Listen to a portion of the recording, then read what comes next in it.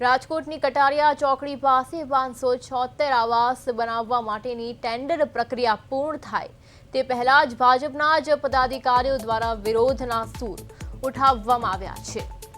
ભાજપના મહામંત્રી વલ્લભ દુધત્રા અને કોર્પોરેટર દિલીપ લુણાગરિયાએ સ્ટેન્ડિંગ કમિટીના ચેરમેન પરેશ પીપળિયાને રજૂઆત કરી છે કે આ આવાસ યોજનાના પ્લોટનો હેતુ ફેર કરવામાં આવે।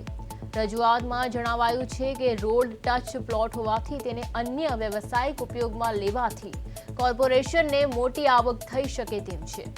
આ પ્રસ્તાવ મુજબ આવાસને 60 ફૂટના અંદરના રોડ પર ખસેડવાની માંગ કરવામાં આવી છે। જોકે સ્ટેન્ડિંગ ચેરમેન પરેશ પીપળિયાએ સ્પષ્ટતા કરી છે કે આ પ્રકારની હેતુફેર કરવાની સત્તા માત્ર ગુજરાત સરકાર પાસે જ છે, જેથી આ માટે સરકારમાં દરખાસ્ત મોકલવી પડે।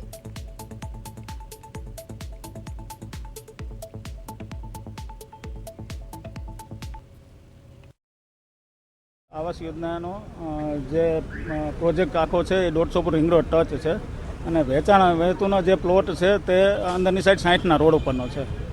તો એમને એવી રજૂઆત કરી કે આ આવાસ યોજના 60ના રોડ ઉપર બનાવીએ અને 60ના રોડનો જે વેચાણ હેતુનો પ્લોટ છે એ આપણે રિંગ રોડ ઉપર લઈ લે તો ભવિષ્યમાં કોર્પોરેશનને વેચાણ હેતુનો પ્લોટ છે તો ક્યારે આવક કરવી હોય તો અહીંયાની કિંમત વધારે મળે તો કોર્પોરેશનને સીધો ફાયદો થાય, અથવા તો કોઈ પણ એવો પ્રોજેક્ટ જે આપણે 150 ફૂટ રિંગ રોડ ટચ કરી તો લોકો સહેલાઈથી તે સેવાઓનો લાભ લઈ શકે, આ ટાઈપની રજૂઆત કરવા મને આવ્યા હતા।